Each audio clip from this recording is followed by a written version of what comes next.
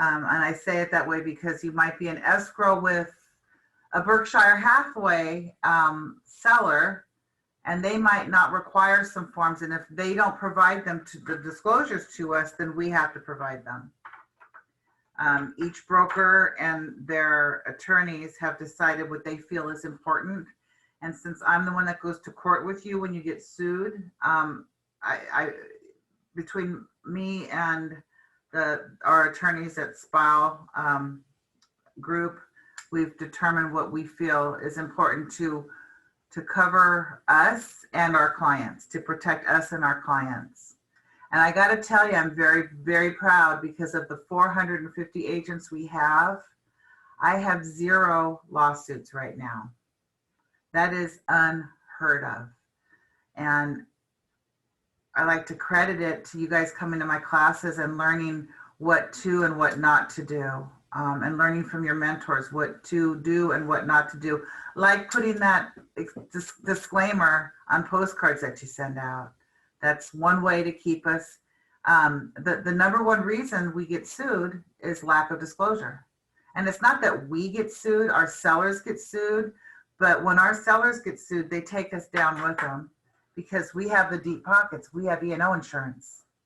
So if the buyer's going to sue the seller, they're suing you, the seller's agent, as well. So if all of our paperwork is in order and everything that we require is in a timely manner and signed, fully executed, that helps our case tremendously. So this is why this class is so important, and I thank you all for coming here today. It is 11 o'clock and we've got a lot of stuff to go over, so I'm going to go ahead and get started. The first form that you're looking at, can everybody see the residential checklist? Okay, we did it this time, Whitney.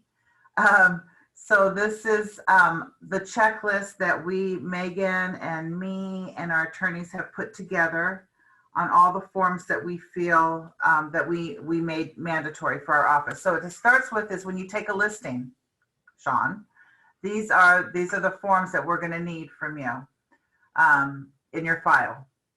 So that's for the listing. And as we go by, the next group is when you write an offer, like we did yesterday and on Wednesday. These forms were all included in that RPA class, and they all need to be fully executed and in our file.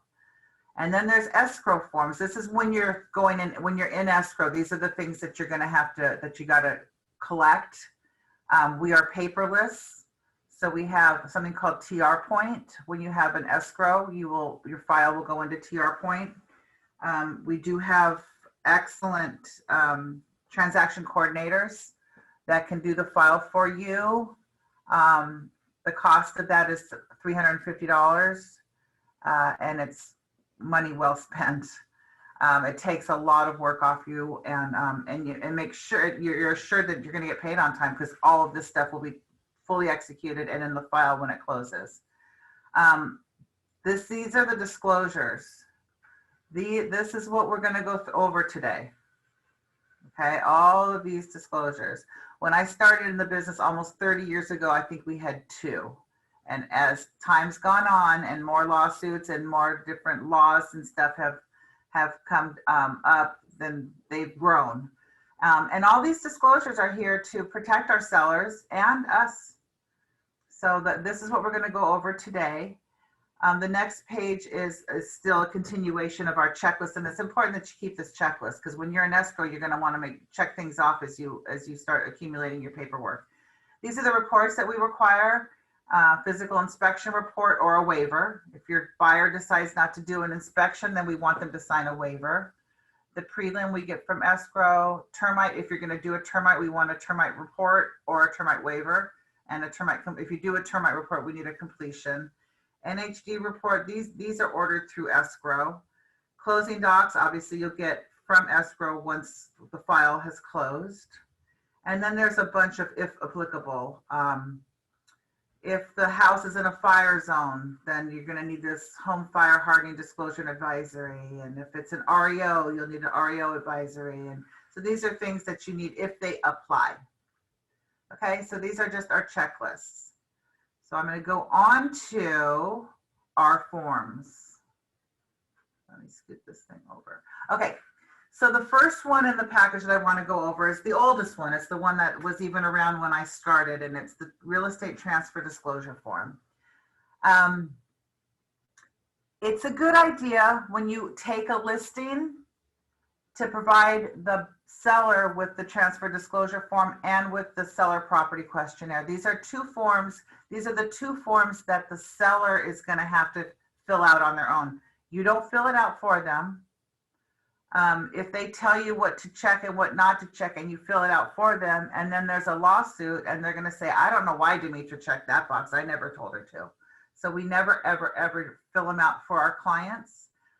If it's a client, a seller that's been in the house for a long time, 30, 40, 50 years, I like to leave it with them when I take the listing so they've got time to kind of read through it and think about, you know, they might have made a lot of changes over the years and they need to think about it as they're filling this out because it needs to be as accurate as possible. So that's why I like to leave it with my sellers, excuse me, when we first take a listing. Obviously, we don't need to do this until we have a buyer. We're in escrow and we have a buyer. Then we have to get, pardon me, these disclosures to the buyer within 7 days. We went over that on the RPA yesterday. So this real estate transfer disclosure statement, this is the opportunity for the sellers to disclose everything they know about the property, everything that may materially affect the value or desirability of the home. Houses are sold in their as-is condition. We just need to disclose everything that we can remember, that we know. We can't disclose things we don't know. So we need to disclose everything that we know about the property. So this disclosure statement concerns the real property situated in the city of Encino, County of Los Angeles, state of California. I'm so sorry, I've got a tickle in my throat. Let me grab a drink of water, hold on. Okay, described as, you put the property address. This statement is a disclosure of the condition of the above described property in compliance with section 1102 of the Civil Code as of today's date. It's not a warranty of any kind by the sellers or agents representing any principals in this transaction and is not a substitute for any inspections or warranties the principal may wish to obtain. Okay, coordination with other disclosure forms. On this next paragraph here, there's 3 boxes here. Inspection reports completed pursuant to the contract, additional inspection reports or disclosures, no substituted disclosures for this transfer. We always want to check that 3rd box. We're not substituting anything here. Our attorneys want us to check that 3rd box always. If no boxes are checked, this can get bounced back. It's not a completed form. So always check no substituted disclosures for this transfer. Now you can fill out this first part of this page, but when it comes to Roman numeral number 2, seller's information, this is where the pen goes to your seller and they fill it out. The following are representations made by the seller and are not the representations of the agents. This information is a disclosure and is not intended to be a part of the contract between buyer and seller. Seller is or is not occupying the property. They check one of those boxes. One of those boxes has to be checked or I'm bouncing it back. Why is that important? If they don't live there, they might not know as much about the property as if they, they might have, it might be rental property. Even if it is rental property, they need to fill this out to the best of their ability, but they need to check whether they are or are not occupying the property. And then it just shows the subject property has the items checked below. Has the items. So they're going to check if they have it. If they have a microwave that's built in, they'll check it. If the microwave's not working, but it's built in, they'll check it. And then down below, are there, to the best of your seller's knowledge, any of the above that are not in operating condition? They would check yes. Microwave does not work. They would write that down in here, okay? Now, if they have a microwave that's on the counter and they're taking it with them, they don't check the box microwave because it's not staying. okay?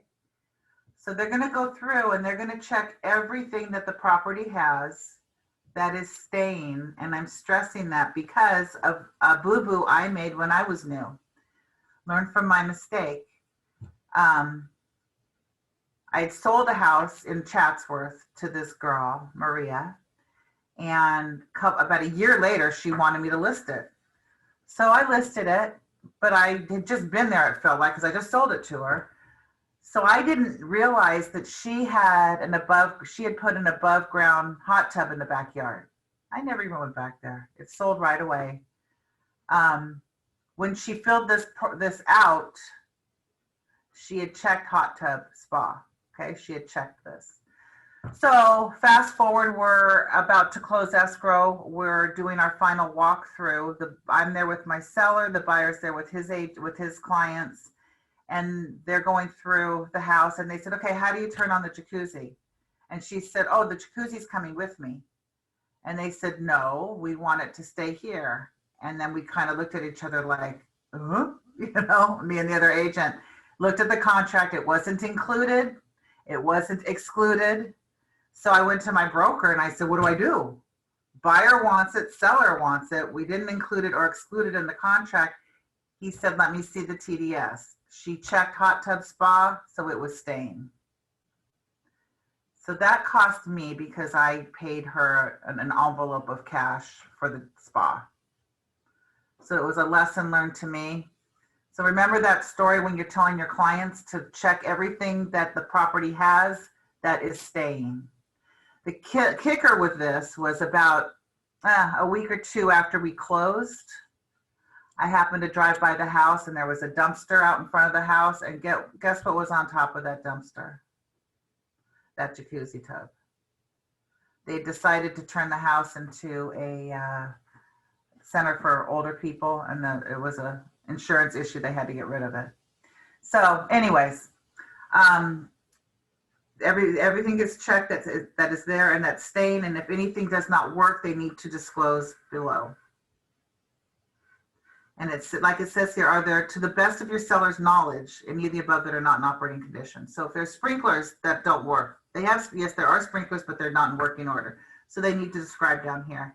If you don't have enough room, you can add another page, okay? Any questions on page 1 of the TDS? Okay, sellers, we're with the seller here, they're gonna initial. They're gonna fill this in too, the age of the roof, if there's a fireplace and all this stuff, to the best of their knowledge. Page 2, are you, seller, aware of any significant defects, malfunctions in any of the following? Interior walls, ceilings, floors, exterior walls, etc. There might be a block wall in the backyard that's got a big crack in it. So they're going to want to check that, and they just put there's a crack in the block wall on the south side of the backyard. Okay.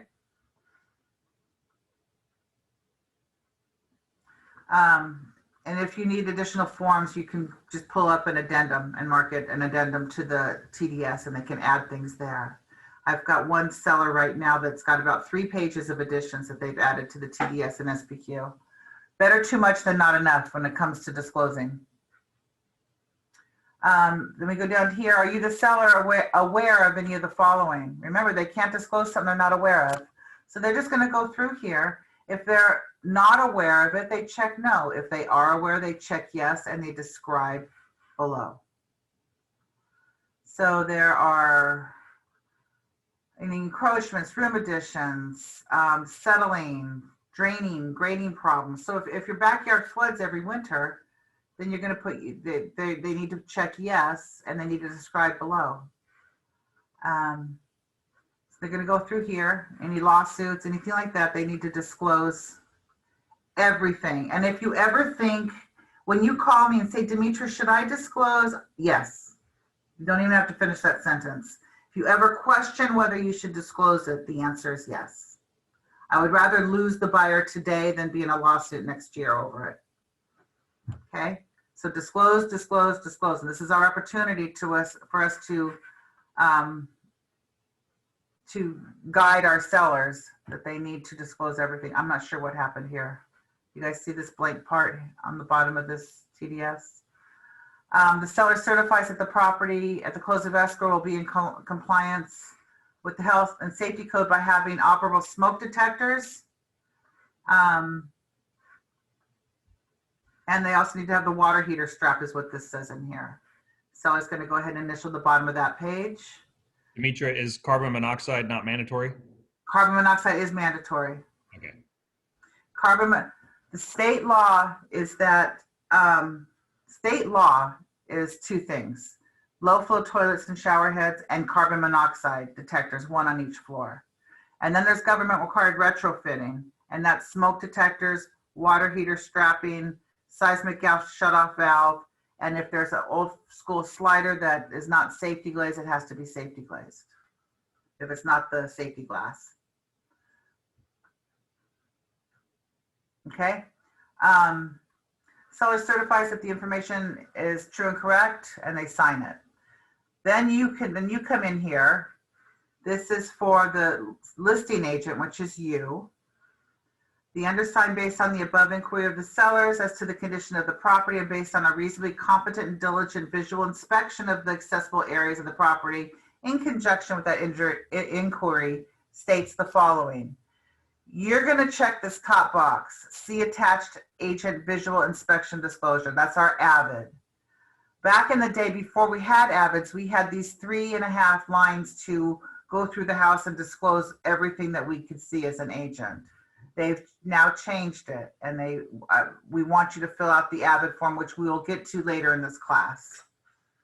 Okay, so you're going to check the top box. Agent, broker representing seller, that's going to be Keller Williams, Encino, Sherman Oaks. Where it says buy, that's where you sign and date it. Okay, so you don't need to fill in anything here. You just check the top box, see attached visual inspection disclosure. Roman numeral number 4, this is for the buyer's agent. They also, depending on their brokerage, they might not enforce that they do an AVID, and that's up to them. I see it sometimes where they do an AVID and they check the top box, or they're going to put their notes in here, and that's up to them. And then down here, the seller signs, the buyer signs, the agent broker representing the seller, Keller Williams, Encino, Sherman Oaks. I'm not sure why it's got my information as the buyer's side, but anyway, the broker representing seller should be KW Encino, Sherman Oaks, and then the other agent representing the buyer would be down here. The broker obtaining the offer. Okay, that is our 3-page TDS. Does anybody have any questions? The seller completes this form, not you, okay? And then a continuation of the TDS is the SPQ, the seller property questionnaire. Please stop me if you guys have any questions. The only time the TDS and the SPQ are exempt is if it's an REO, a foreclosure, or if the house that you're selling is a trust, where your client is the trustee, they've inherited this property. Those are the only 2 times. If it's somebody that never lived in the house, they've rented it out, they fill it out. They were the landlord, they know about the property. They need to disclose what they know about the property. So the only time it's exempt is if it's an REO, the seller's an REO or a trustee. So this SPQ is kind of a newer form. It's a continuation of the TDS. The seller is going to fill this out again. You can fill out the top part with the address and the parcel number. Note to seller, the purpose is to tell the buyer known material or significant items affecting the value or desirability of the property. It states that they should answer the questions based on actual knowledge and recollection.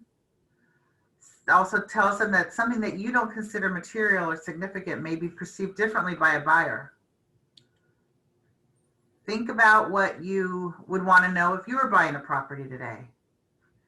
Read the questions and take your time.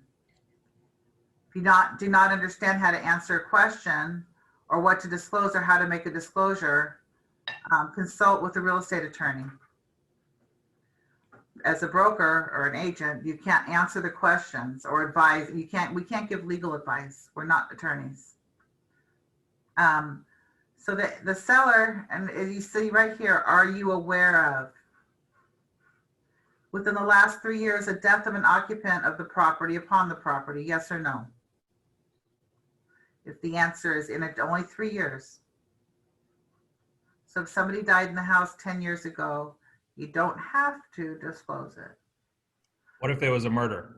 Then you do. A murder or a suicide. A violent death, you would have to. Again, I would disclose, even if somebody died of old age 10 years ago, I would disclose it. You don't have to, but I would.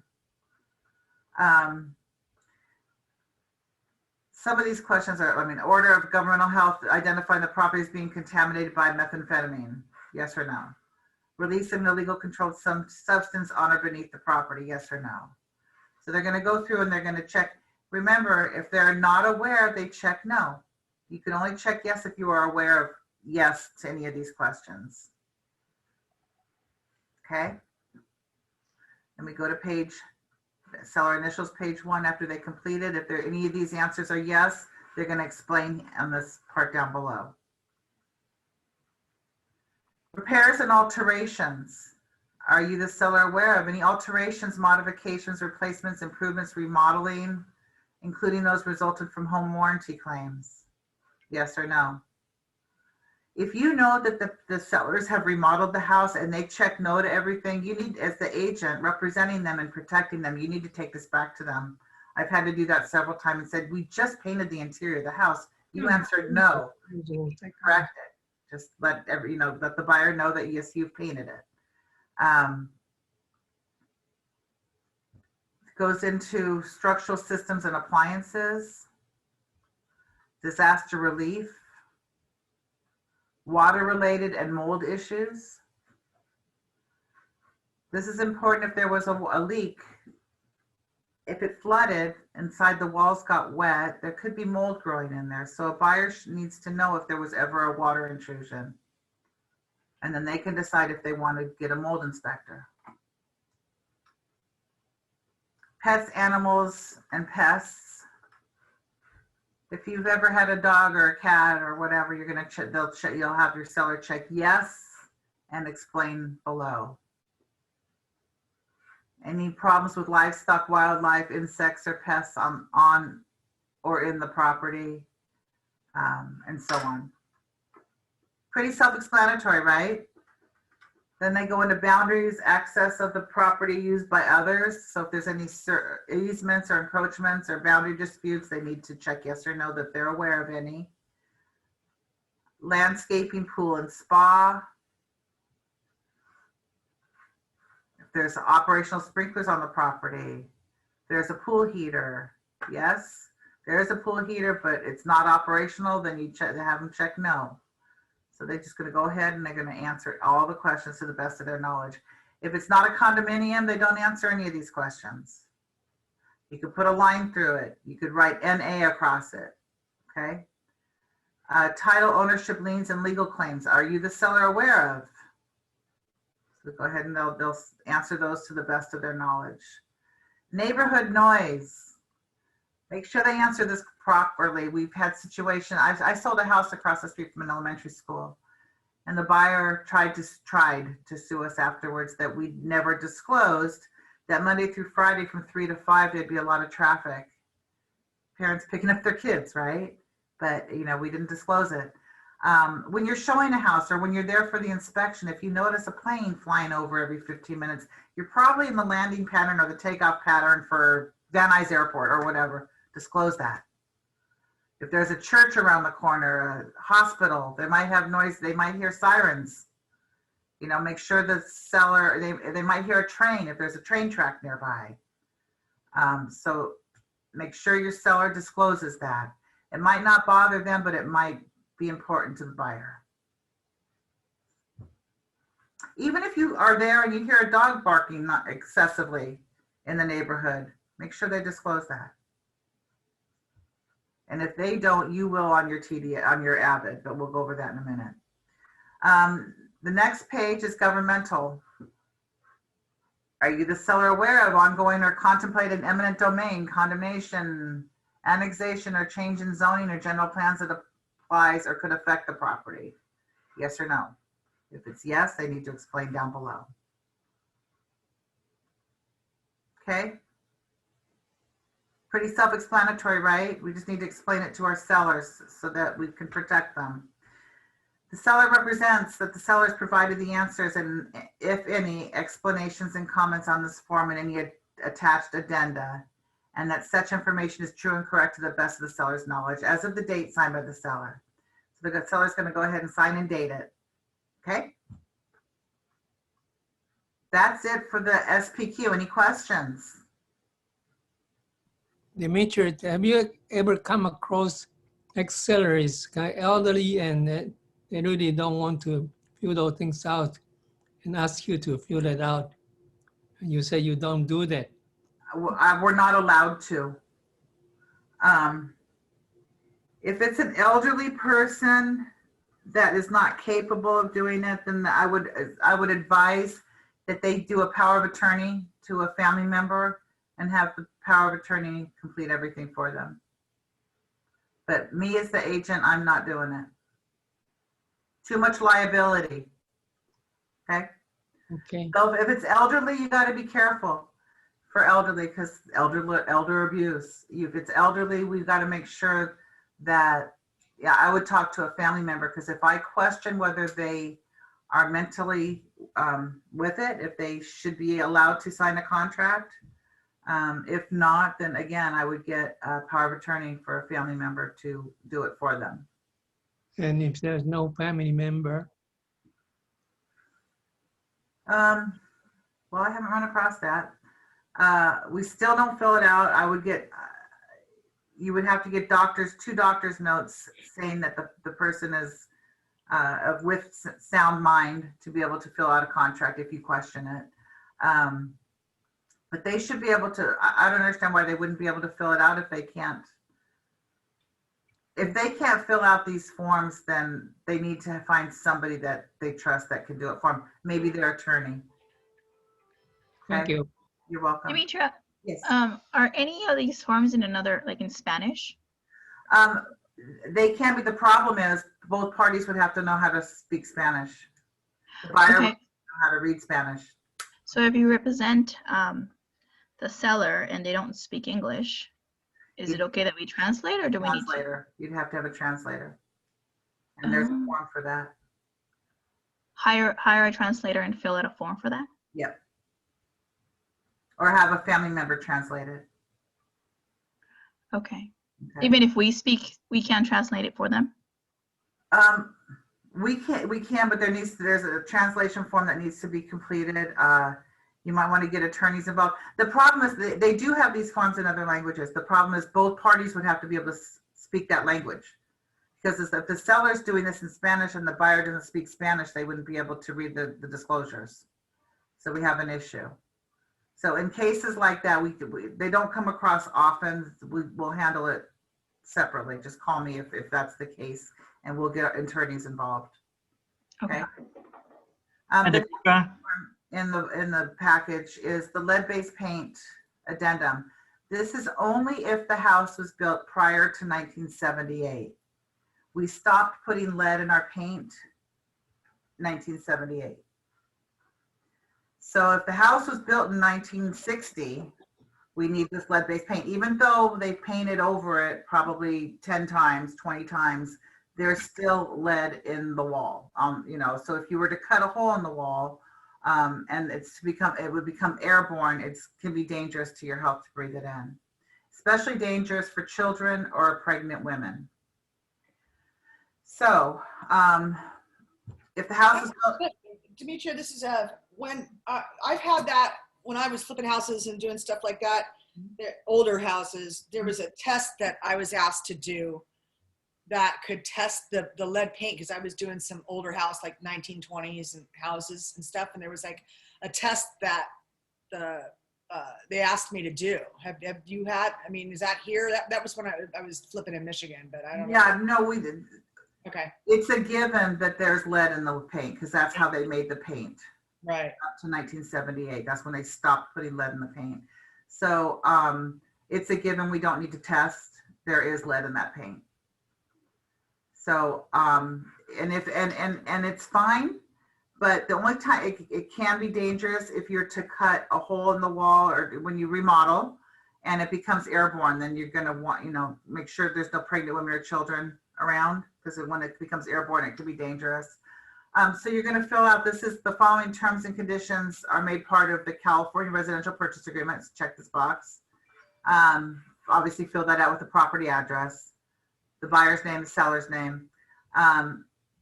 It just states here that every residential property was built prior to 1978 is notified that such property may present exposure to lead from lead-based paint and may place young children at a risk of developing lead poisoning.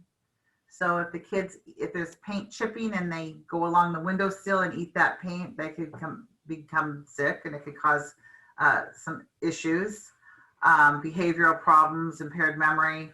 Also, lead poisoning also poses a particular risk to pregnant women. So it's just a disclosure that nobody has to fill anything out. You could just leave this blank. The seller signs it. The listing agent, you would type Keller Williams Encino Sherman Oaks where it says buy your name and date.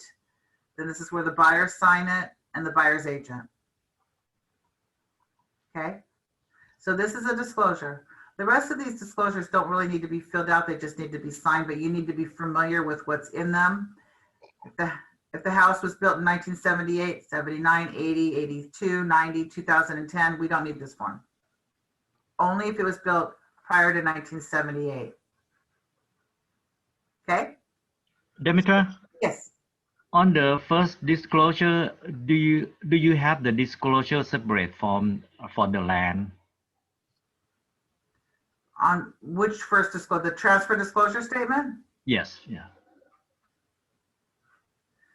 When you're doing land, vacant land, we have a set of disclosures that we need. I'm not sure if the TDS is one of them. I would have to check that out for you. Okay, great, thank you. Mm-hmm.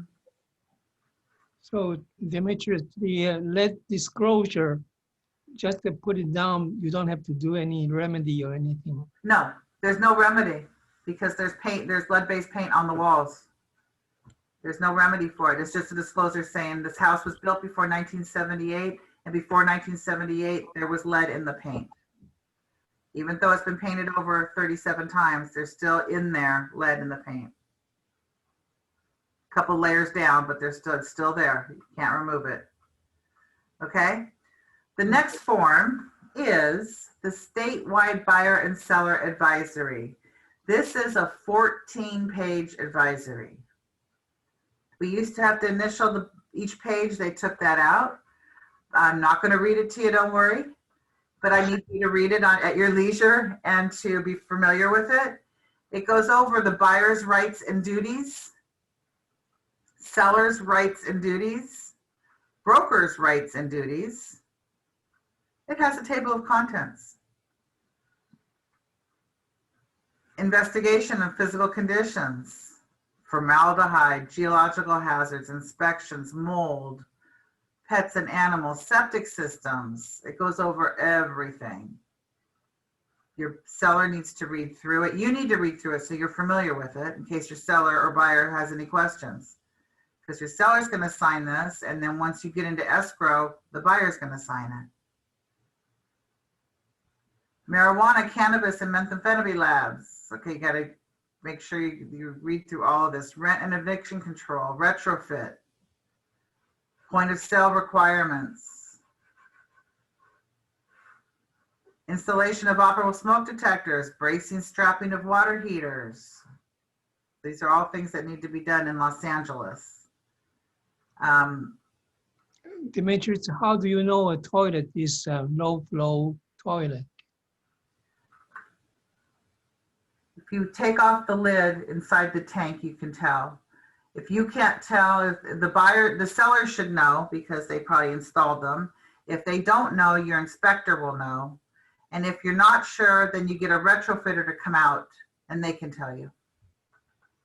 Thank you. You're welcome. Basically, if they don't clog up, then you know that they're not low flow. That's a joke. Off-site and neighborhood conditions. It goes over everything. Neighborhood factors, high-speed rails, neighborhood noise and sources, schools, underground pipelines, depth on the property. So we're going to go through all of this till we get to the signature page. Home warranty. We're almost there, guys. Other factors affecting the property. Here we go. Signature page. So the buyer's going to sign, the seller's going to sign, the agent representing the buyer signs, the agent representing the seller, the listing will fill this information out. Okay? So there's really nothing to complete on here. It is a disclosure. Seller and buyer, statewide buyer and seller advisory. So it's got information for both buyer and seller. Then we have a market conditions advisory. This is another form that we require. Not all companies do, but we had a situation one time that made our attorneys decide that we need it. Real estate markets are cyclical and can change over time. It's impossible to predict future market conditions. So when you're out there with your clients, don't tell them you buy this house today and in 10 years it's going to double, because we don't know what's going to happen. So we don't have a crystal ball. We can't predict. We need to not promise our clients what's in the future for the real estate market, because it's cyclical and it changes. It goes up and it goes down. So we want to make sure they get this to sign. As the buyer, you're responsible for determining the price you want to offer for a property. You see how this could protect you if you represent the buyer? Non-contingent offers, loan contingencies, appraisal contingencies. So we want to make sure we have our buyers and sellers sign this form. Seller considerations. As a seller, you're responsible for determining the asking price for your property. Although brokers may provide you with comparable sales data that we get from the MLS, you should know that reporting of this data is often delayed and prices may change up and down. So this is putting it back on the sellers, okay? So we want to make sure we get them to, they sign this as one of the disclosures. Any questions on the market conditions advisory? The next form is real important, you guys. It's our AVID, our agent visual inspection disclosure. This is on the first one on the transfer disclosure statement. Remember we checked that box that we're going to add our AVID. This is where you do your visual inspection. Visual, what you see. I also want you to listen and to if you smell anything. So you're listening because if you hear that dog barking, or if you hear airplanes taking off every 15 minutes, smell, if you're going through the kitchen looking for cracks and you smell this mold smell or mildew smell, then yeah, check under the sink. So use your nose also. You're not to go under the house. You're not to go in the attic or on the roof. They don't even want you to open up closet doors. It's where you stand there and you look around and you note what you see. Okay, so you fill out the top, obviously the property information. Inspection by, it's not inspected by Demetra, it's inspected by Keller Williams and Encino Sherman Oaks. It says right here, firm name. Also, guys, when this is a disclosure, so this needs to be done during the disclosure period. So many times this comes in after escrow closes or at the end of escrow. This needs to be done with the disclosures. If you represent the seller, I do it when I take the listing, when I go to view the house. I do it right away. If I represent the buyer, I do it when we're there for our home inspection. While the inspector's there and the buyers are there, I walk around and I do my AVID. Okay? We're looking for cracks. We're looking for stains. It says here, because the agent's duty is limited to conducting a reasonably competent and diligent visual inspection of reasonably and normal accessible areas of only the property, there are several things the agent will not do. You will not go on the roof or the attic. Thank God, I'd have broken my neck a long time ago. Agent will not move or look under or behind furniture. You won't look into chimneys or into cabinets or open locked doors. You're also not going to like look under a rug, except there's been a couple of times when there's a rug in a really weird spot. It's like there's no way, that's hiding something. There's no way someone's going to put that area rug up in the corner. If it's in a weird spot that it doesn't belong, I'm going to look under it. Sure enough, there's a stain or something under there. Agent doesn't inspect beneath the house. You're not going to operate the appliances. You're not a home inspector. You're not going to measure the square footage. Agent's not going to determine if the property has mold, asbestos, lead or lead-based paint, radon, formaldehyde, or any other hazardous substance. You're not obligated to pull permits. In fact, we don't want you to pull permits. If the buyer wants to pull permits, the buyer can go pull permits. If you go and pull permits for them and something is wrong, who's going to be liable for it? You are. If your buyer wants permits, they can go to the city and they can pull them themselves. Okay? I know we want to help our clients and we want to do things for them, but you've got to realize your liability if you do. What this means to you, an agent's inspection is not intended to take place of any type of inspection, and it's not a substitute for a full and complete disclosure by a seller. Sometimes these avids, I've seen sellers be upset about them. Why does it say there's scratches on my floor? Because there's a scratch on your floor and I have to disclose it. So we're going to go ahead. This is where we go through and we fill out this form. The inspection is performed by Keller Williams and Encino Sherman Oaks, the day and the time, the weather conditions, and who else is present. If I represent the buyer, I'm going to list my buyer's name, maybe the inspector name. And then I'm going to walk in the house, and this is where I start. Look in the entry. I'm looking for cracks. If there's a crack in the tile in the entry, I'm going to put agent notes crack on tile. I'm not going to say a large crack. I'm not going to say a cosmetic crack. Crack. Just a crack. I'm not going to say what caused the crack because I don't know. You know, sometimes you pull up to a house and there's a huge tree and the sidewalk is buckled because of it appears to be because of the roots. We had an agent that put the sidewalk is cracked due to the oak tree's roots. Well, that was probably true, but there was also an issue that had liquefaction under the property. There was also a soil issue. So when there was a lawsuit, because the buyers, if they had known, they wouldn't have bought it, but we said it was because the crack was because of the root, and we didn't realize what else was going on under the soil, in the soil under the house. So we don't list what we think caused it, even though we might think it's obvious. So you go in the living room and you're going to walk around, nail hole, smudges, crack in the window, screen missing, a hole in the screen. Maybe there's a stain on the ceiling. Just list that stuff. Not a moisture stain, not a water stain. We don't know what caused it. If the seller says, "Oh yeah, that stain on the ceiling, we had a roof leak, but we fixed the roof," you're not going to say stain on the ceiling from a roof leak that has been fixed, because we don't, that's just hearsay. We don't know. We're just stating that we see a stain on the roof. Okay? Not saying what it's caused by.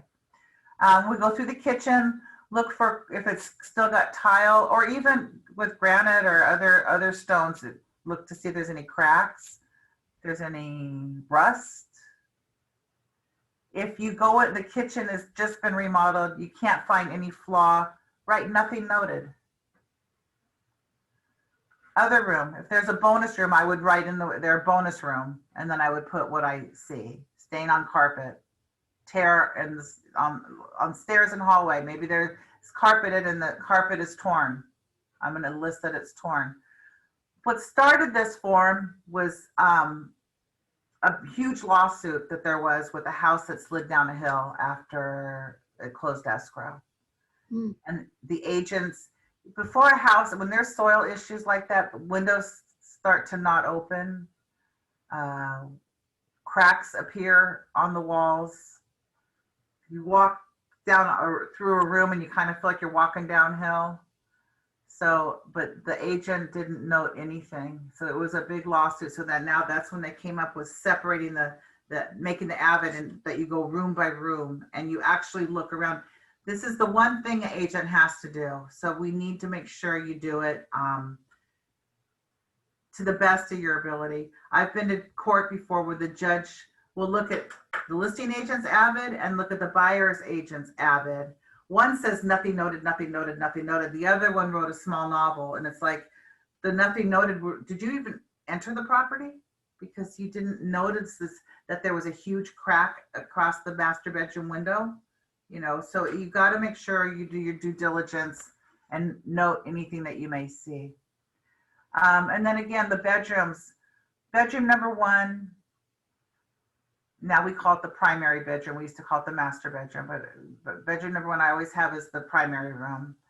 And then bedroom 2, bedroom 3. If there's 5 bedrooms, we can do other rooms here, or we can squeeze them in. Then they have room for 3 bedrooms and 3 bathrooms. And I note that maybe bathroom number 1 will be the master bathroom.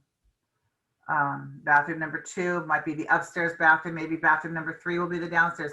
So you got to want to identify which bathroom it is or which bedroom it is. And then you're going to go in, you're going to note. If you see there's no stopper in the bathtub, put that in. If you see a crack on the wall or nail holes on the wall or stains around the toilet, anything like that that's out of the ordinary, we're going to note.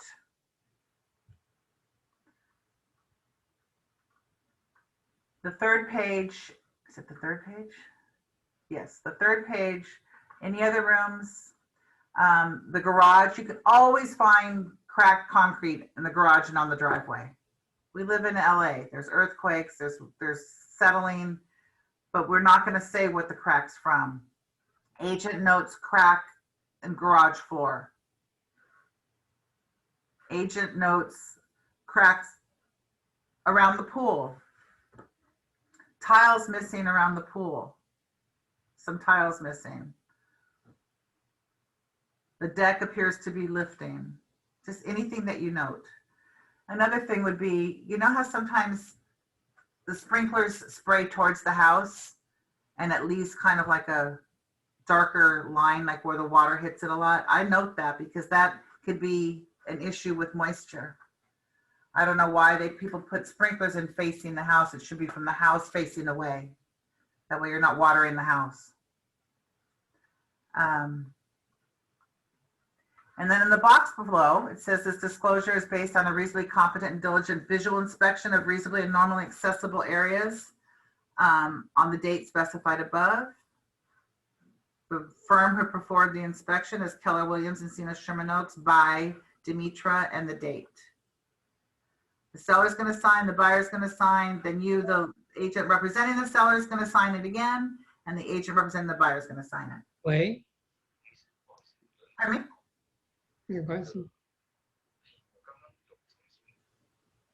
Hello?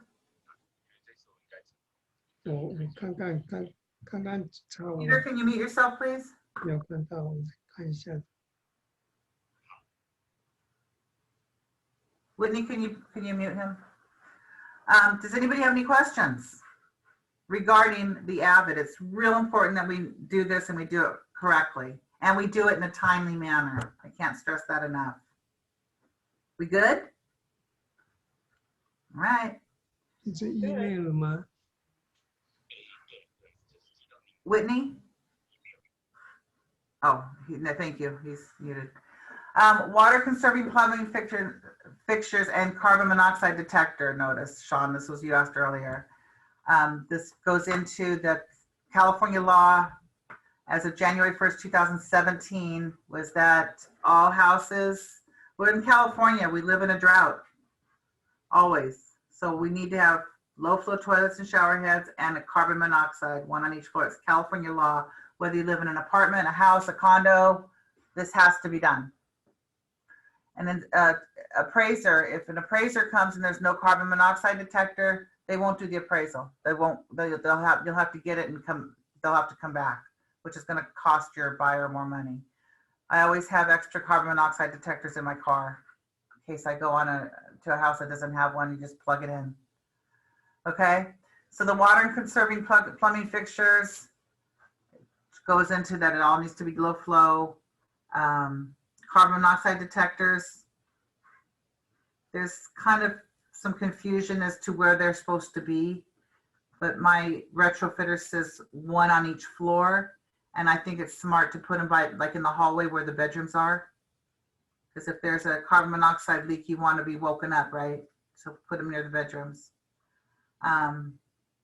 Even I don't like the smoke detector carbon monoxide, because smoke detectors are high because smoke rises, right? But by the time the carbon monoxide gets up there, you're gone. So I like the carbon monoxide down below where you can plug them in.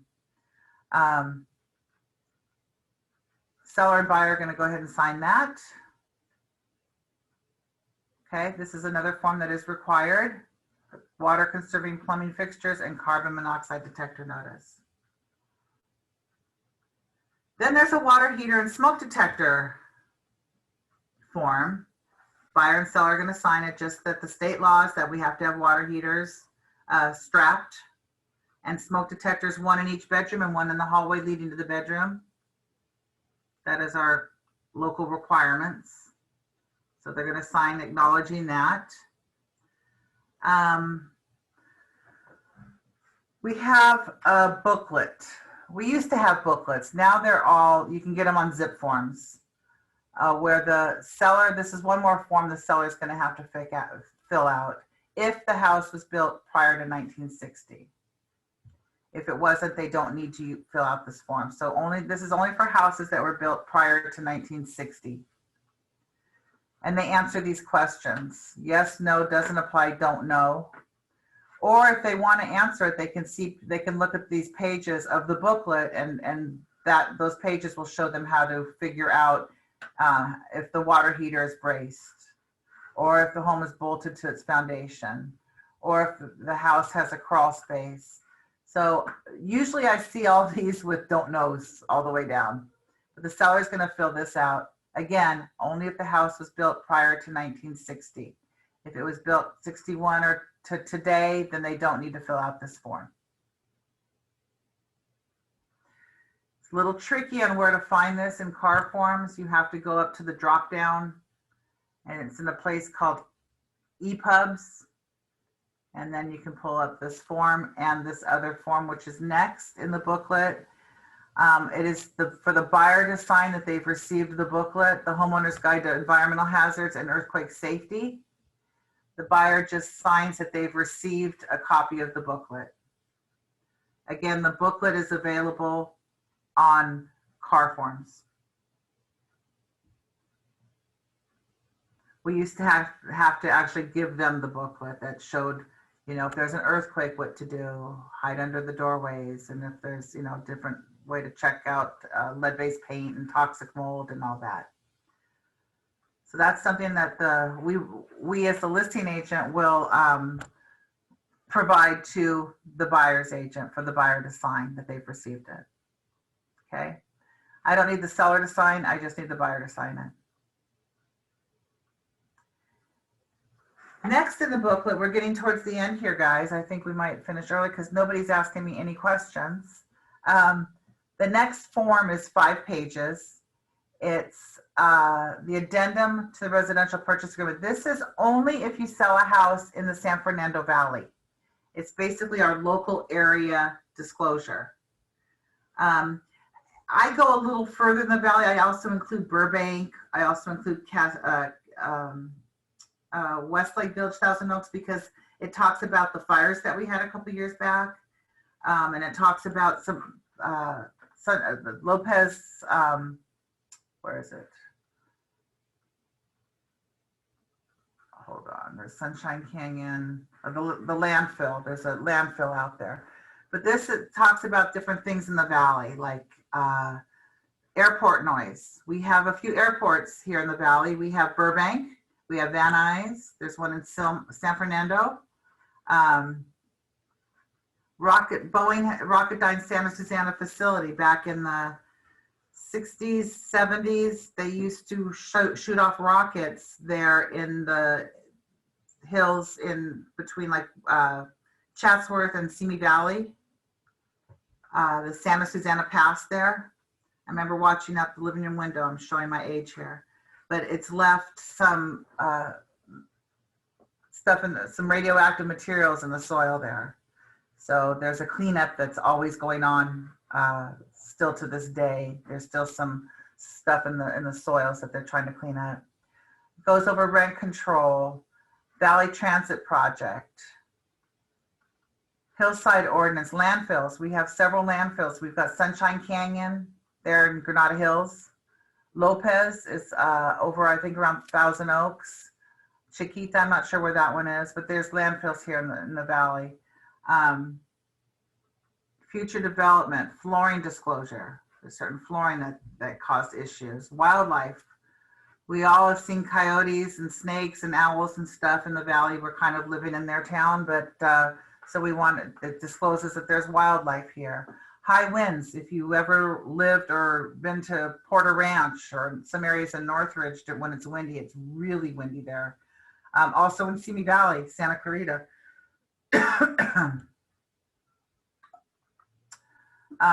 There is a Mulholland Scenic Parkway specific plan.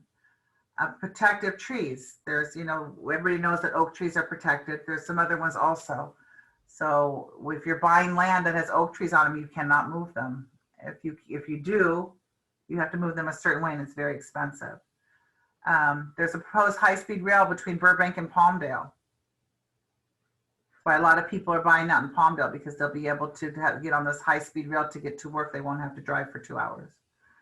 Porter Ranch, Aliso Canyon. Remember when we had the gas leak in Aliso Canyon?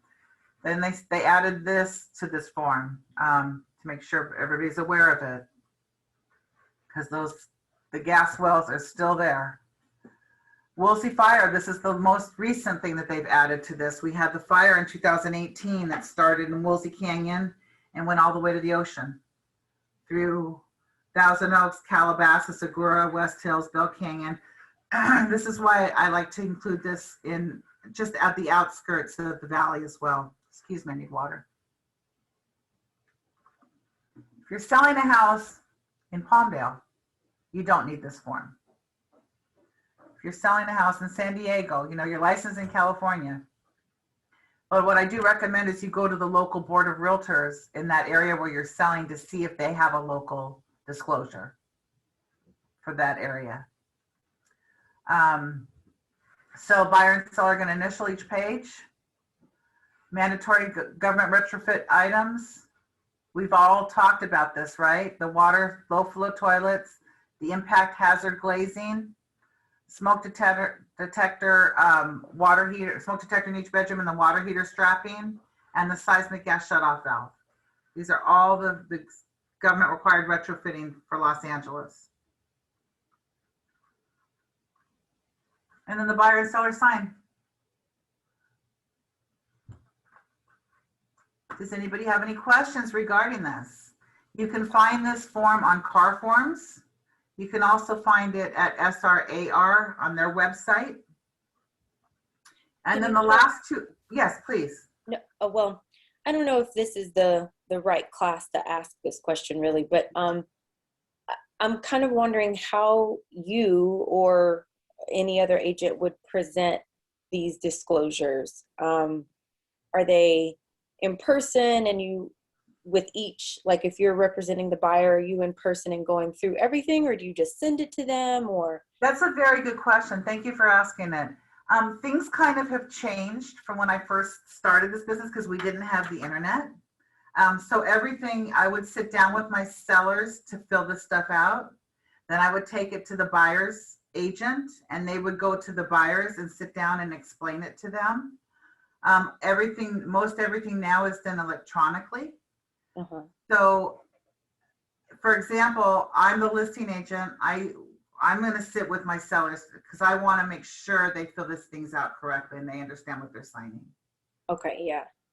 Then I send it to the buyer's agent. Now, if I'm the buyer's agent, some buyer's agents will just email it to their buyers read it. If you have any questions, call me. That's, you know, how some agents do it. I like to go over everything so that the buyers and the sellers understand what they're signing. Some people are like, just tell me where to sign. I don't care. You know, it just depends on who your client is. Right. And then, so when you take a buyer, they love the house that they see. Mhm. And especially as fast as everything is going now, do you have these on deck? Like you have the disclosures to go over and sign. You have all the things that you would need to present with the offer? No, we don't get these disclosures until we're in escrow. Okay, right. Okay, so then, sorry, my dog is growling. He doesn't like these questions, but I do. Yeah, I don't know if you can hear that. But okay, so you're in escrow. So we're in escrow, and were you in my class yesterday? Yeah. Perfect. Okay. So remember, I know there's a lot of information and it's hard to retain everything. I get it. But on the contract, the seller has 7 days to get disclosures to the buyer. Right. Once from acceptance. So at this point, we have an accepted offer. So then it's like, as the listing agent, I'm all, okay, Mr. Seller, we opened escrow. Now we need to get the disclosures done. Okay, yeah. You have 7 days to get those disclosures to the buyer's agent. Okay, perfect. Okay, yeah, that makes sense. So then within those 7 days, you would sit down with your buyer and go With through my that. seller. And Yeah. with my seller to do the disclosures. The only thing that's different are the first two ones, the TDS, the transfer disclosure statement, and the seller property questionnaire. Sometimes I give them to my seller when I take the listing, so they have time to go over it and fill it out. But everything else just requires a signature, but I still try to explain to them, like the lead-based paint. We're signing this, we need to disclose to our buyer, this house was built prior to 1978, so there's lead in the paint. Not a big deal, but we need to disclose it to them. Right, okay. Okay. Okay. So that's why you want to get familiar. That's why everybody should have the package of all these disclosures, read through them. If you have any questions, reach out to your mentor or call me and we'll go over them so that you understand it so that you can explain it to your client. Yeah, absolutely. Okay. Everything's pretty much self-explanatory. They're disclosures. They're disclosing, whether it be government required retrofitting or whether it be that there's wildlife or whether it be the condition of the house or lead-based paint or whatever. It's just a disclosure. And then if it's important enough to the buyer can ask for things to be corrected or fixed, or the buyer might say, you know what, this house has had too many problems, I want out, and they can cancel because of the disclosures or because of the inspection. That's why we have these contingency periods for the buyer to do their due diligence to see if this is the house for them. Yeah, totally. Okay. Thank you. Okay, you're welcome. Thanks for the question. Demetra, Yes. all these forms. So when I went on my listing appointment, I only took a couple forms, like the transfer disclosure, questionnaire. All these additional forms. Is this something that the transaction coordinator will take care of for us, or do we? Yes, we're spoiled by our if you decide to hire a transaction coordinator, once we open escrow, that's when we introduce the transaction coordinator to our file, and I use Monica, and obviously she's got a list and knows exactly what needs to be done, and she handles it for us. Okay. I have a question, David, here. Yes. When it comes to the disclosures, does it go by calendar days or business days? Everything in the contract is calendar days. The only time it's business days is with the deposit into escrow. Got it. But it's calendar days, and it starts the day the offer was accepted. So if our purchase agreement was accepted yesterday, today is day one. The clock starts ticking the day of acceptance of the RPA. The day the last counter offer was accepted, whenever we got to an agreement. Okay? And then it's calendar days. The next two forms in the package are the KW forms. And this is just every company that owns an escrow company has to disclose, whether we use that escrow company or not. Now this is our listing, so seller select services. So of course with our listings, we're gonna use Wonderland Escrow. That's our escrow company. But when you represent a buyer, they'll probably choose their escrow, and that's fine. We still need this form signed, whether we use our affiliate or not, because we need to disclose that we have an interest in Wonderland Escrow, and we have an interest in Premier NHD. It also goes over the charges or the range of charges. Premier NHD is excellent. It's only $65. It's the cheapest one out there, and they have an excellent report. So I always push Premier. And if it's our listing, then we want Wonderland, our escrow. It's an escrow company that we know and that we've worked with forever, and that Harma has ownership in.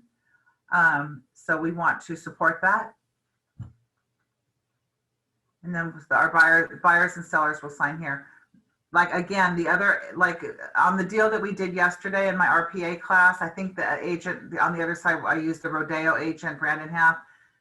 Rodeo will have theirs and we'll have ours, and we sign each other's. That's just the way it works.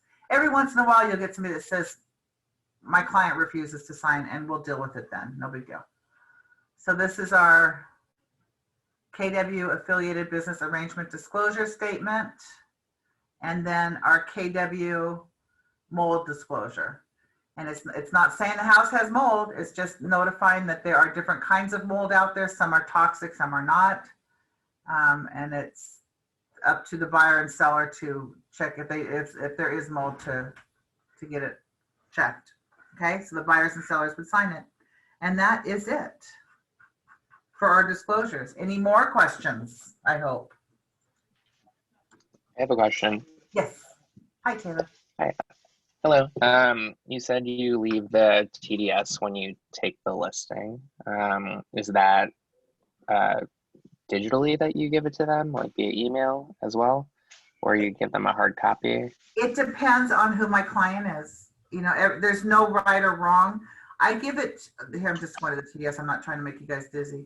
I will give it to them when I take the listing. So if I'm taking the listing